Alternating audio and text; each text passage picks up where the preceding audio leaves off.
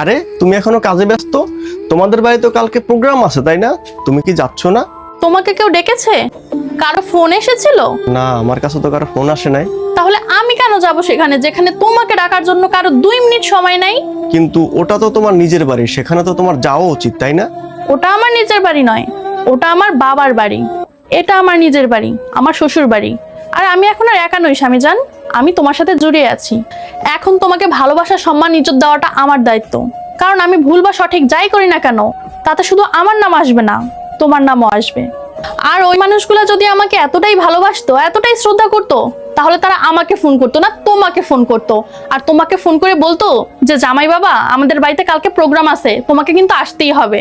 কিন্তু না, তারা তোমাকে ফোন না করে আমাকে ফোন করেছে শুধু ফর্মালিটির জন্য। কথা তো তুমি ঠিকই বলছো।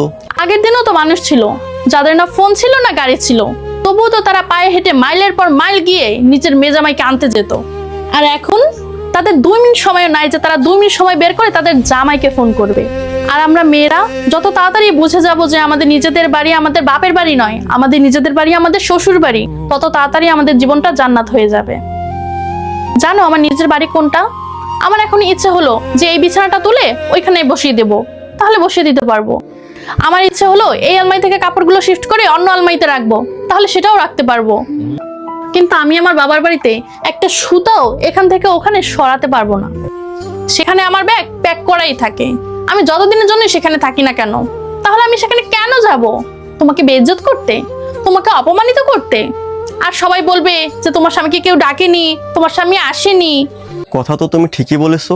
আমি এত নীচ আর নিচু মনের মানুষ নই স্বামীজান যে আমি ওই বাড়িতে যাব যেখানে তোমার ইজ্জত নেই। আর তুমি জানো ওই বাড়িতে যদি আমি 4 দিনের চেয়ে বেশি থাকি, তাহলে তাদের উপর আমি বোঝা হয়ে যাব। কারণ আমার আসল বাড়ি সেখানেই যেখানে আমার স্বামী আছে। আর ওই বাড়িতে আমি কোনোদিনও যাব না। আর যাও তো দূরের কথা, ওই বাড়ির দিকে আমি কোনোদিন তাকাবোও না যেই বাড়িতে আমার স্বামীর কোনো ইজ্জত নেই।